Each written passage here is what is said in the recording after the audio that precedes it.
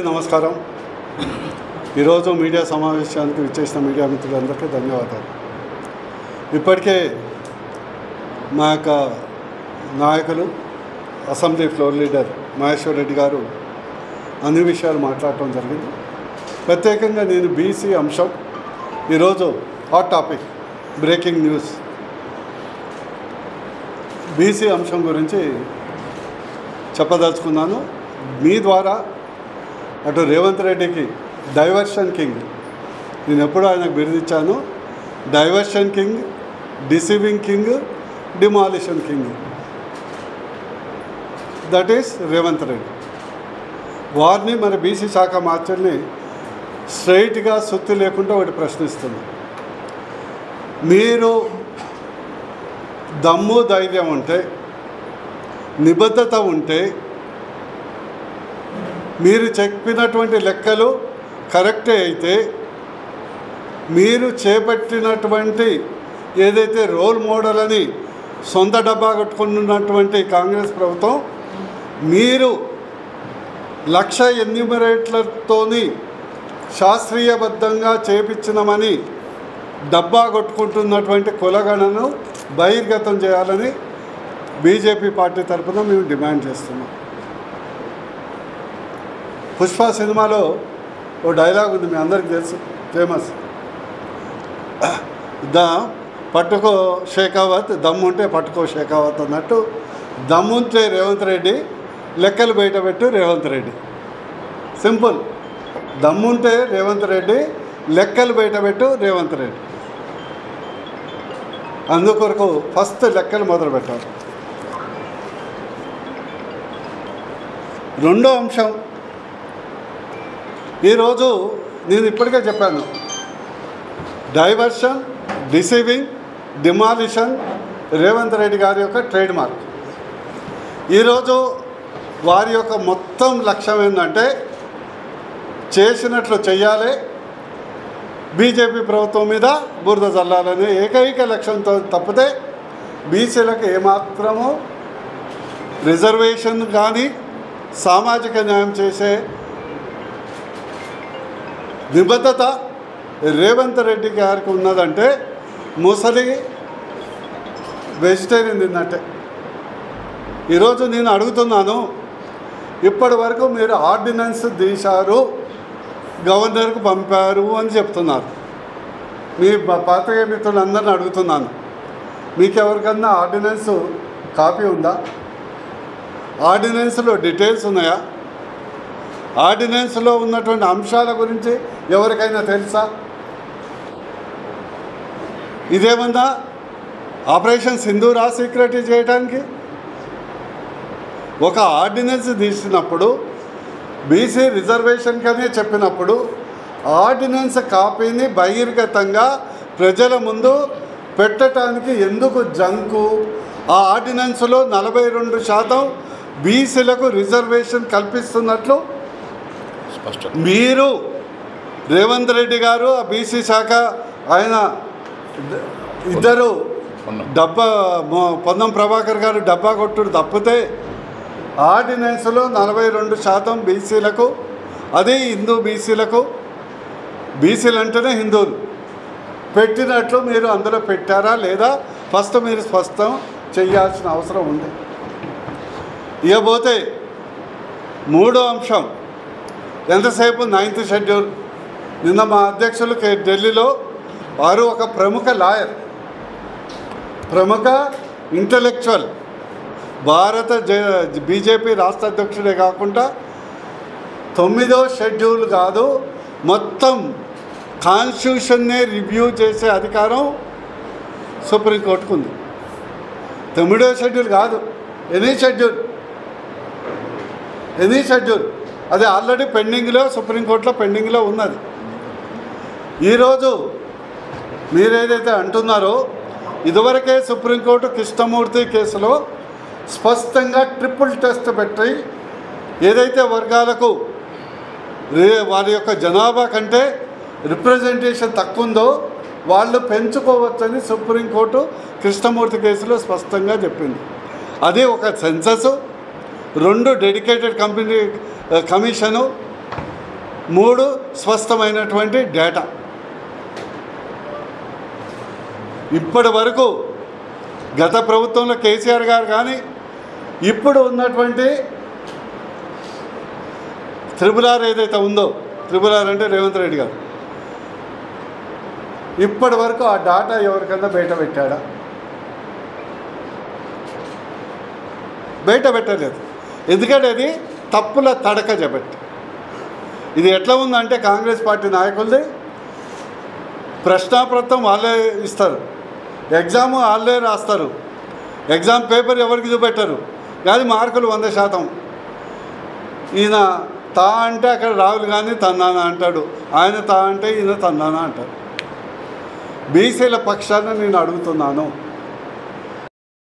సిద్ధమైన చేపట్టి ఏదో బీసీ పాట పాడి గట్టెక్కాలని ప్రయత్నం చేస్తున్నారు, కానీ బీసీలందరూ అప్రమత్తమై ఉన్నారని ఈ సందర్భంగా తెలియజేస్తున్నారు. అదేవిధంగా ఎంతో ఆర్భాటంతో చేసిన కామారెడ్డి బీసీ డిక్లరేషన్, దాని జనగణన అక్కర్లేదు, కులగణన అక్కర్లేదు, ఒక జీవో ద్వారా అమలు చేయొచ్చు.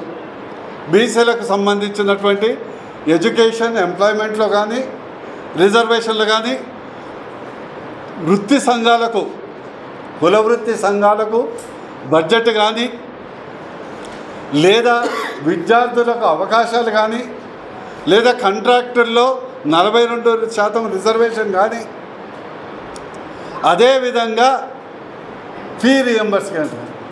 ఎంత దురదృష్టం అంటే ఈరోజు 8,500 కోట్ల రూపాయలు ఫీ రియంబర్స్మెంటు, అందులో 70% వరకు బాధితులు బీసీలు.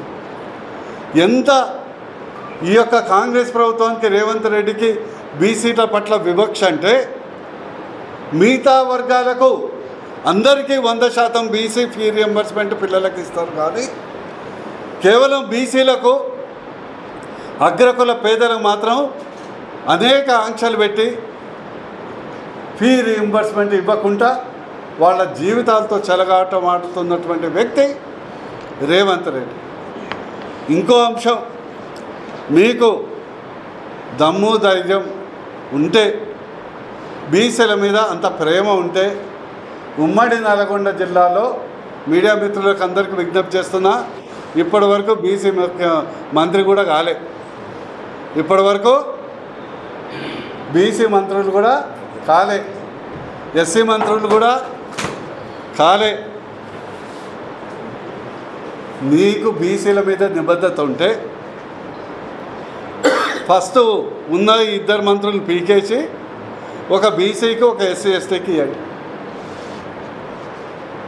ఓ బీసీకి, ఒక ఎస్సీ ఎస్టీకి ఇవ్వండి. మీ నిబద్ధత నిరూపించుకోండి. సాక్షాత్తు బీజేపీ ఒక బీసీనే ప్రధానమంత్రి చేసింది, సాక్షాత్తు బీజేపీనే కేంద్ర ప్రభుత్వంలో 29% బీసీలని కేంద్ర మంత్రులుగా చేసింది. నీకు బీసీల పట్ల నిబద్ధత ఉంటే నీ యొక్క పీఠం దిగి బీసీని ముఖ్యమంత్రి చేయండి. నేను బీసీ శాఖ మార్చులకు నేను విజ్ఞప్తి చేస్తున్నా, మీరు కేవలం రేవంత్ రెడ్డి గారికి డబ్బా కొట్టే మంత్రిగా ఉండకండి. దయచేసి బీసీల ఉసురు పోసుకోకండి. ఆయన జీవితం మొత్తం ఆయన డబ్బా కొట్టడానికే గడపకండి. బీసీ పిల్లల ఫీ రియంబర్స్మెంట్ చూడండి, గురుకుల పాఠశాల గతి చూడండి. మొన్ననే చౌటుప్పల్ దగ్గర ఒక అమ్మాయి చనిపోయింది. ఈరోజు ఎంత దురదృష్టం అంటే, గురుకుల పాఠశాల ముందర పోలీస్ పికెట్ పెట్టారు. గురుకుల పాఠశాల ముందర బీజేపీ నాయకులు రాకుండా, అక్కడ జరుగుతున్నటువంటి అనర్థాలు చూడకుండా, బయట ప్రపంచానికి తెలియజేయకుండా ఈరోజు పోలీస్ పికెట్ గురుకుల పాఠశాల ముందర పెట్టినటువంటి దుస్థితి రేవంత్ రెడ్డి. అందుకొరకు రేవంత్ రెడ్డి గారికి ఒక సామెత వినిపిస్తా, అద్దాల మేడలో నివసించే వాళ్ళు, అద్దాల మేడల మీద నివసించే వాళ్ళు ఇతరుల మీద రాళ్ళేయద్దు. అసలే నీ మేడ మీద కత్తి, ఏదో పక్క రాష్ట్ర ముఖ్యమంత్రికి లింక్ ఉంది కాబట్టి బయట బతికి బయటపడుతున్నావు. లేకుంటే ఎప్పుడు ఎక్కడ ఉండాలనో అందరికీ తెలిసిందే. రెడ్ హ్యాండెడ్గా పట్టుబడినటువంటి ఏకైక రాజకీయ నాయకుడు దేశంలో ఒక్కరే. ఇంతవరకు ఎవరి మీద అభియోగాలు కానీ రెడ్ హ్యాండెడ్గా ఎవరు పట్టుబడలేదు. అందువరకు ఈ డైవర్షన్ పాలిటిక్స్, డిసీవింగ్ పాలిటిక్స్, అతి ముఖ్యంగా బీజేపీని టార్గెట్ చేయాలి, బురద చల్లాలనే ప్రయత్నం చేయకు. ఎందుకంటే బీజేపీ కమలం పుట్టిందే బురద మడుగులు, అద్భుతమైనటువంటి. మా మీద బురద చల్లితే ఆ బురద వచ్చి నీకే అంటుకుంటుంది. అందుకొరకు నిబద్ధతతో హామీ ఇచ్చింది మీరు, మేనిఫెస్టోలో పెట్టింది మీరు, అమలు చేయాల్సింది మీరు. మీరు పిల్లల్ని కంటారు, బీజేపీ వాళ్ళని పోషించాలా? మీరు ఇష్టం వచ్చినట్టు కంటారు, మేము పోషించాలా? నువ్వు డజన్ల కొద్దిగా అంటావు, 2 డజన్లు కొట్టావు. 620 మందిని కన్నాడు మాకు మహేశ్వర్ రెడ్డి గారు ఇప్పుడే చెప్పాడు. హామీల మీద హామీలు కదండి. కౌరవులను 100కి లిమిట్ చేశారు. ఈ కాంగ్రెస్ వాళ్ళు 420కి పెంచారు. మీరేమో పిల్లల్ని కంటారు ఇబ్బడి మొబ్బడిగా. మేమో పెంచాలి. మేము పెంచడానికి సిద్ధం లేదు. ఎవరైతే కన్నారో వాళ్ళే పెంచాలి, ఎవరైతే హామీలు ఇచ్చారో వాళ్ళే అమలు చేయాలి. లేకుంటే బీసీలు యావత్తు మొత్తం తెలంగాణలోనే ఉద్యమం చేపడతాం.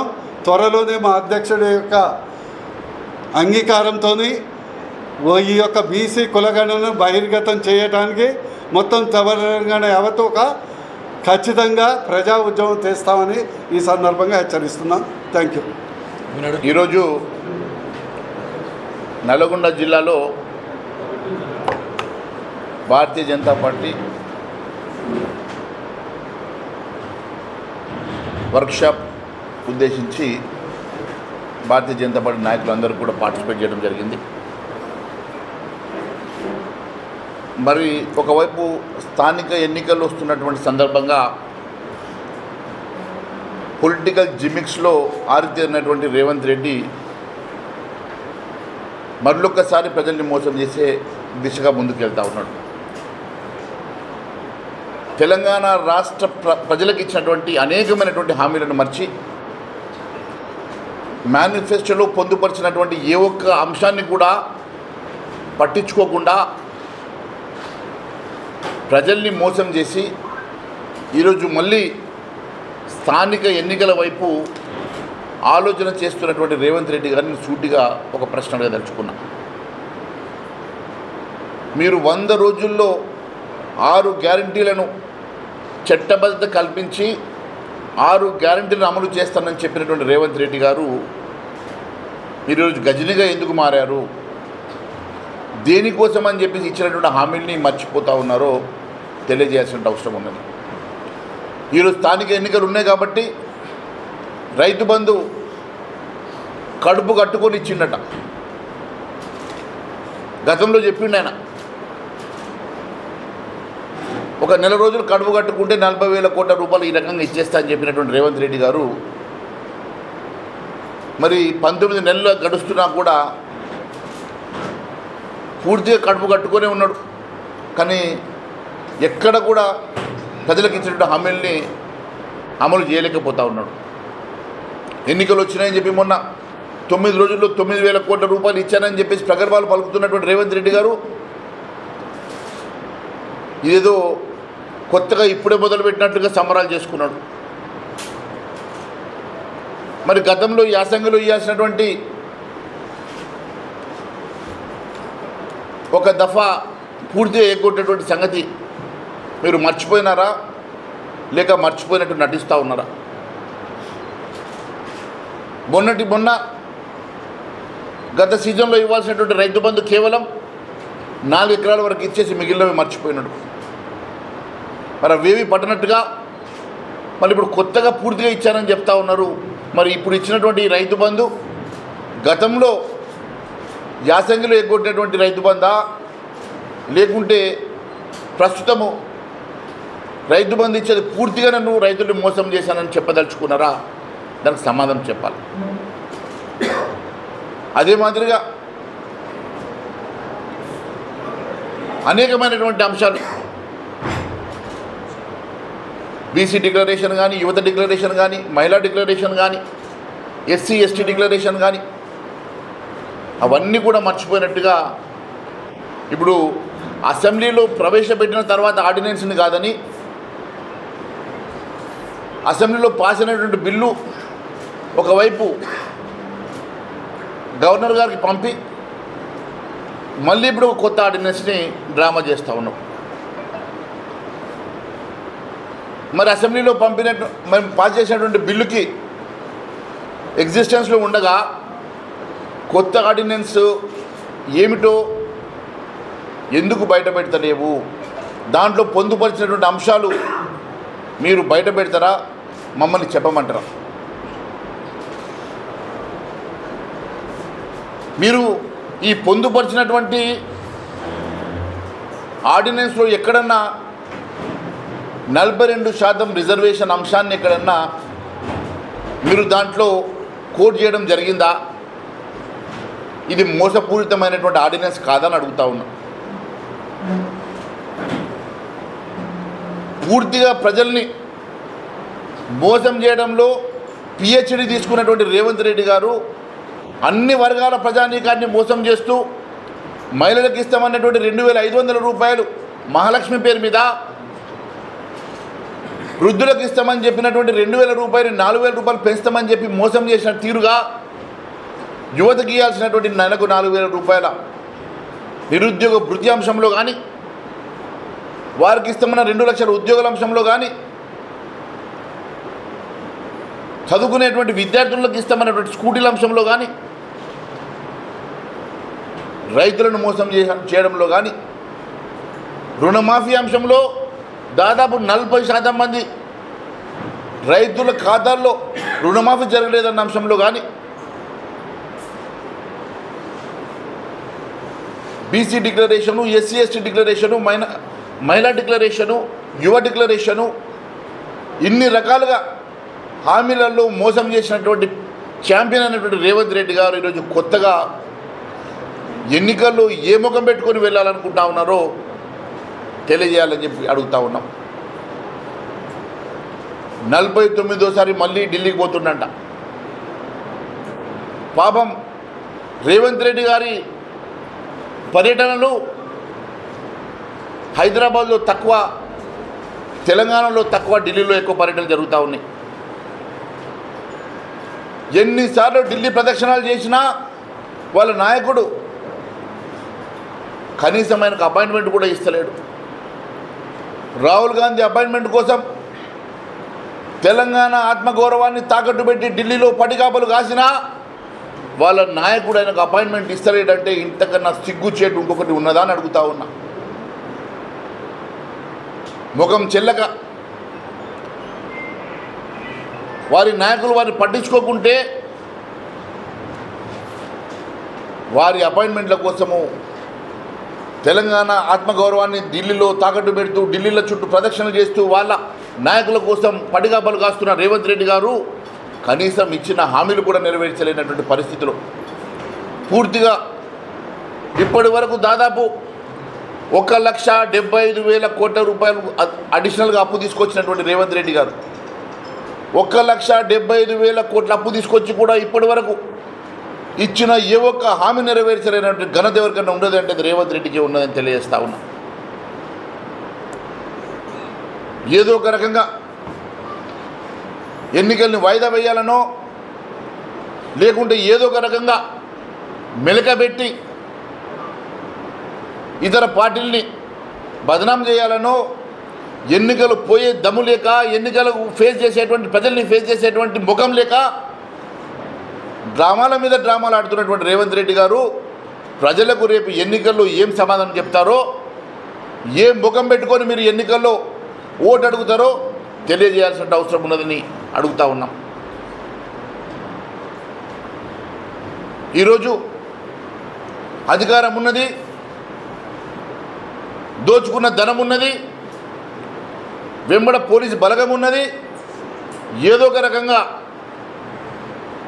అధికారాన్ని దుర్వినియోగం చేసుకొని ఎన్నికల్లో గెలవాలనే ఆలోచన మాత్రమే రేవంత్ రెడ్డికి ఉన్నది తప్ప ప్రజల వద్దకు వెళ్ళి ప్రజల ఓటు అడిగేటువంటి ముఖం మాత్రం రేవంత్ రెడ్డి గారికి లేదు అని చెప్పి నేను మీ ద్వారా తెలియజేస్తా ఉన్నాను. ఈరోజు ప్రశ్నించే గొంతుకగా భారతీయ జనతా పార్టీ ప్రజల పక్షాన నిలబడి ప్రజల పక్షాన పోరాటం చేయడానికి సిద్ధంగా ఉన్నది.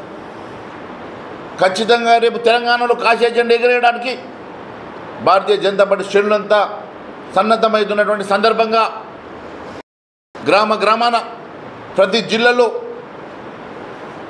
భారతీయ జనతా పార్టీ నాయకులం పర్యటన చేస్తాం.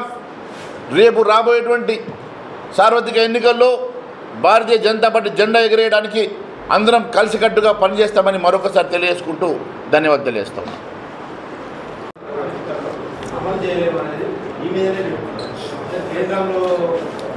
చూడండి, ఇది కేంద్ర ప్రభుత్వానికి సంబంధించినటువంటి అంశం కాదు.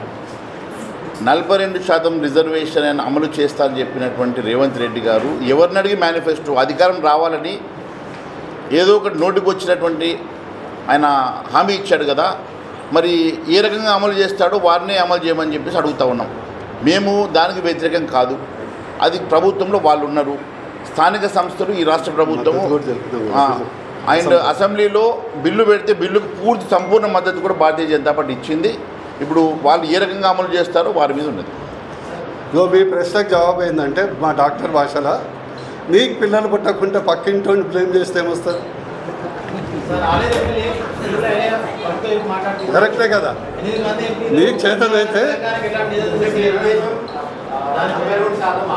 42% బాధ్యత 100% ఈ యొక్క లోకల్ బాడీసు మొత్తం షెడ్యూల్ ఆర్టికల్ 72, 73 ప్రకారం 100% పవర్ అండ్ బాధ్యత రాష్ట్ర ప్రభుత్వానికి, కేంద్ర ప్రభుత్వం ఇందులో ఏం లేదు. ఇదేమన్నా ఎమ్మెల్యే రిజర్వేషన్లు కాదు, ఎంపీ రిజర్వేషన్లు కాదు. ఇంకోటి మతపరమైన 10%.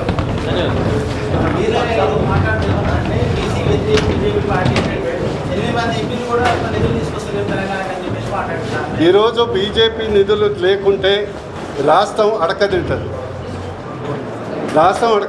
ఈరోజు సీసీ రోడ్ అయినా, నేషనల్ హైవే అయినా, సన్నబియ్యం అయినా, ఇంద్రమ్మ ఇల్లు అయినా, రుణమాఫీ అయినా, లేకుంటే ధాన్యం సేకరణ అయినా, ఎవరి నిధులండి ఇవన్నీ?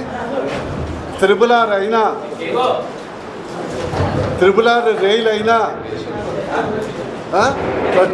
ప్రతి రూపాయి, ఈ జాతీయ రహదారులు అయినా, రైల్వే అయినా, కాజీపేటలో కోచ్ ఫ్యాక్టరీ అయినా, టెక్స్టైల్ పార్క్ అయినా రాష్ట్ర ప్రభుత్వం దగ్గర చిల్లి గవ్వలేదు.